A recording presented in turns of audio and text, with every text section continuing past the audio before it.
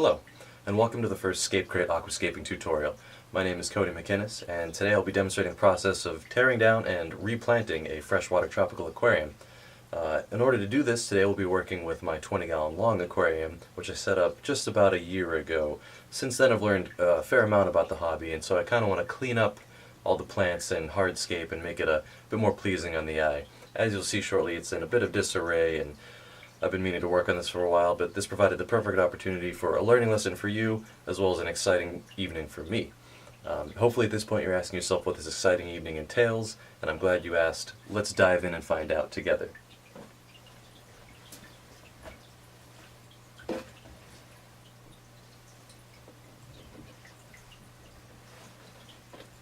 So, come with me.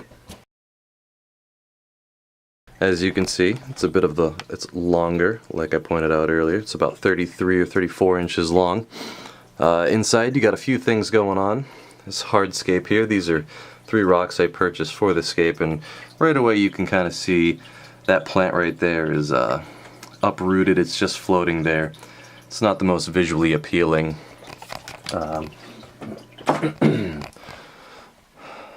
You can see some of the fish there. Those little red-finned guys are blood-finned tetras.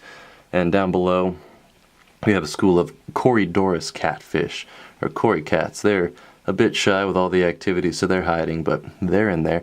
And hopefully I'm going to clear up all of this space here and let them, frolic around, be seen. That's the whole point. You want to enjoy what you have in there, and it's really hard when they're always hiding. So we're going to clean up some of these plants and really bring this tank to a much nicer place than it is in right now, especially with, as you can see, this giant ball of plants up there that really shouldn't just be floating there.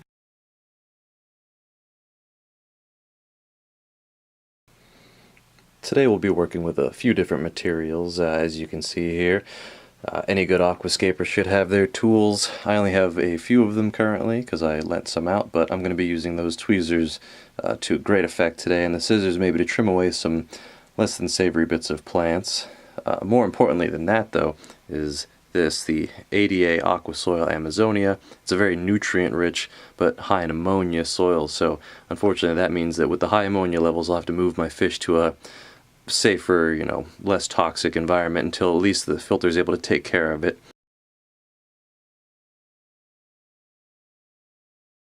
I'll also be utilizing these lava rocks, which you can use as filter material, filter media. It's great, very porous, perfect for bacteria to grow in, but I'm going to be using this to create sort of hills in my scape. And then finally, just a big old bag of sand. I like the look of the black sand. I think it helps bring out the colors of your fish and your plants, so I'm very partial to it personally, but you can choose white or just to grab. It all depends on what you're keeping, what your plans are. So the first thing I'm going to be doing is removing some of the fish water here and transferring it into our new container. Bit of a less elegant home, but it's only for a short while, and then afterwards I can use this for something like a quarantine tank. If I was to get a new fish, I could keep it in here for a while, make sure that there's nothing wrong with it, that it's not going to bring anything to my tank that might potentially harm my established residents. In order to do that, I'm going to be using a couple siphons, nothing fancy.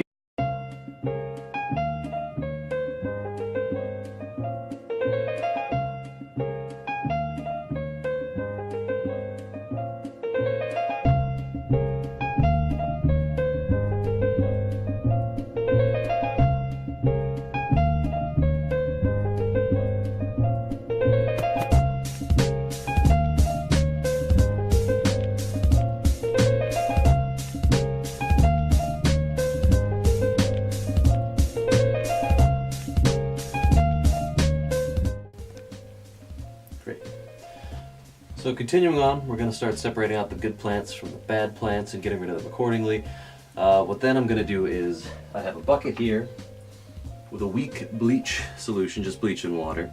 I'm going to dip the plants in there very shortly, dip them into water with a dechlorinator in it, as you would put in to just change water to begin with, and then I'll move them into the quarantine tank to provide some shelter for the fish in the meantime. It'll help relieve a little bit of their stress.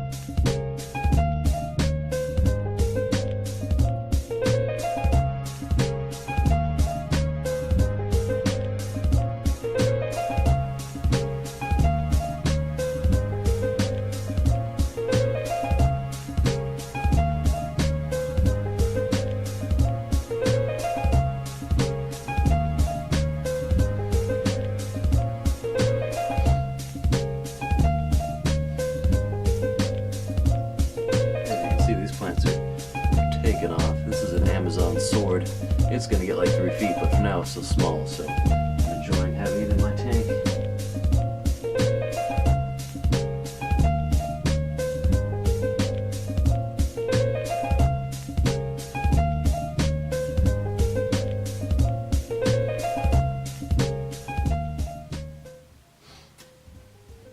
This gross thing right here is a lily bulb.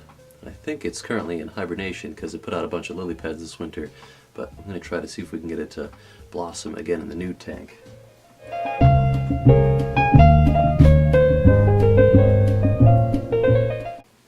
Now, the hard part, I'm going to try to catch these fish, and hopefully they don't jump out or anything.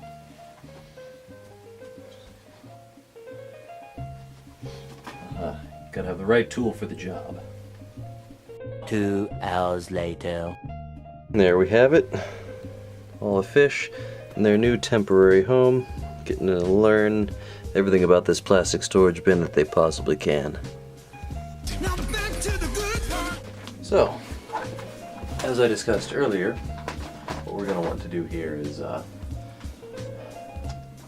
keep everything nice and open. And in order to do that, what we're going to do is we're going to take this aqua soil and we're going to make sort of an island over here and maybe an island over here, leaving all of this space free for us to look at.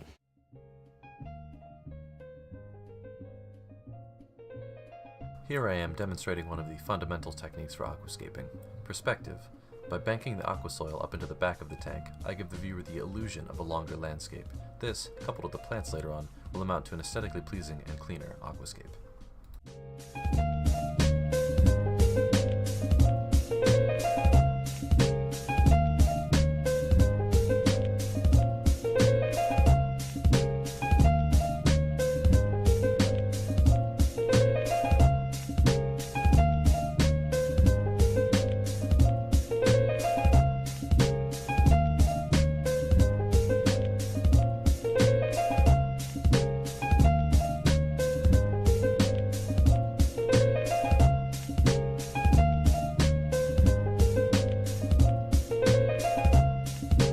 What it is, it's just trial and error until you find something where you're like, aha, that eureka moment lets you know that you found exactly what you were looking for out of your aquascape.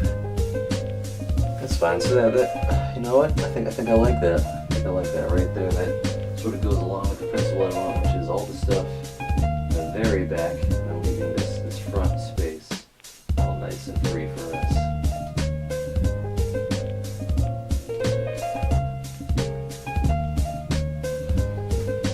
Now what we need to do, I think at this point we're going to plant the plants. This blurry disc I'm attempting to show you is a root tab. These are useful for when you have plants that feed more heavily from their roots than the water column. For example, this Aponogeton alvaceus can handle drawing its nutrients in the water column, but in this case we're going to give it a head start by putting a root tab underneath it. Once this Aponogeton settles into its new home, it will start producing floating white flowers such as the one pictured here.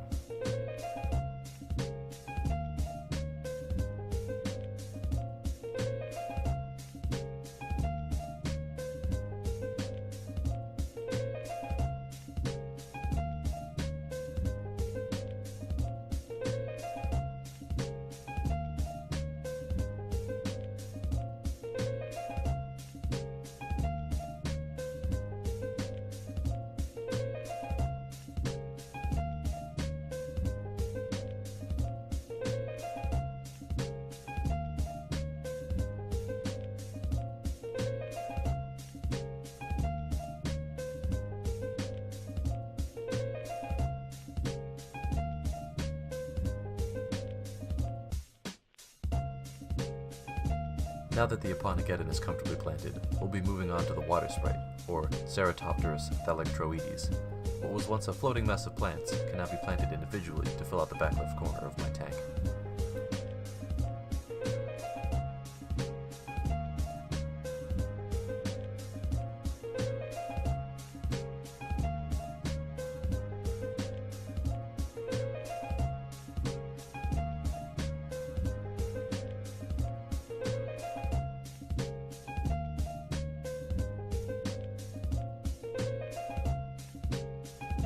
Next up, we have a couple specimens of cardinal plants, in this case, Lobelia cardinalis.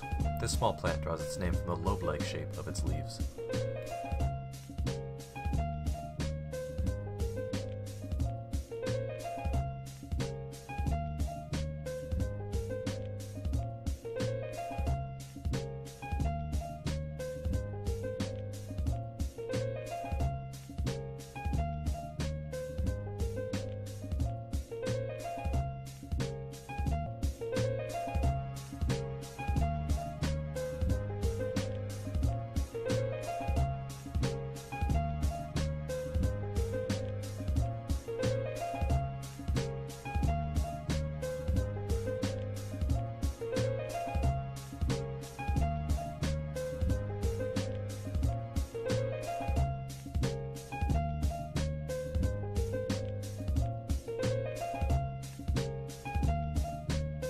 Our penultimate transplant is a few stems of Bacopa munieri, better known in the hobby as moneywort.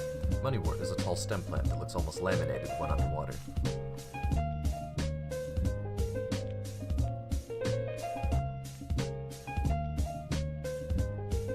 Finally, we return to our good friend the Amazon sword. Amazon swords, or Echinodorus amazonicus, are a broad-leaved root-feeding plant that can grow up to 3 feet tall. Well, that prospect sounds a little bit daunting. For now, they are small and very pleasing additions to my aquascape.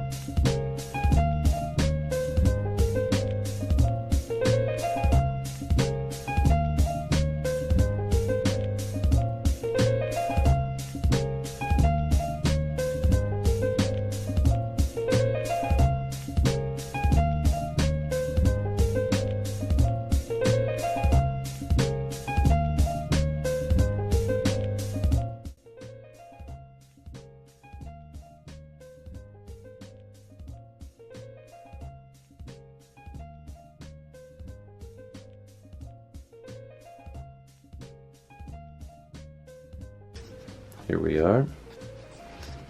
Nice. So those plants are a bit sandy, but we'll uncover them and with a little water probably, and they'll start growing upwards. Uncover this a bit. If I had a brush, I would have taken care of it already, but we don't have one, so live and let live. There's a little moneywort there, really big plants growing more off of it. So that's nice. Like I said, these plants are going to take off pretty quickly.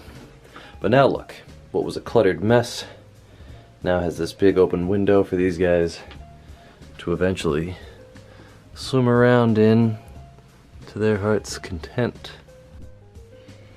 Alright, now for the fun part. As you can see, more buckets filled with water, and we're going to fill this up now that all the plants are in, and hopefully not uproot any of them, but who knows. We'll call this the filling montage, and not like the dentist.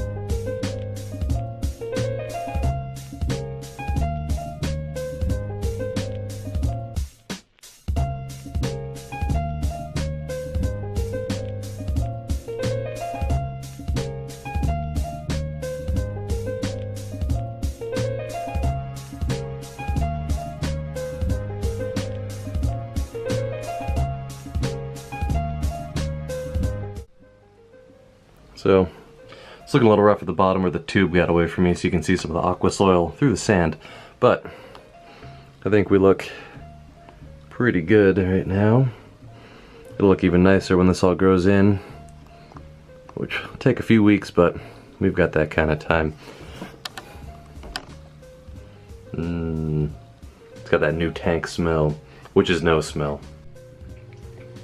Okay, so it's a little late at night for this, but I finally finished, and we have the new tank, which you've seen with the lights on already. I turned the lights off because plants also have a day-night cycle, so it's good to get them into that as soon as possible.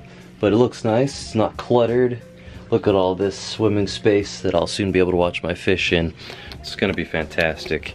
And then for the time being, I have that canister filter set up. This is the input and the output over here, this little curly guy. And all my fish are in here, living their life in their storage container. Hopefully not for very long, because I think they're gonna like their new home a lot more. Thank you for sticking with me with all this, and tune in for the next video. This is again Cody McInnes for Scape Crate. Please be sure to check out our website at scapecrate.com. Until then, See you next time.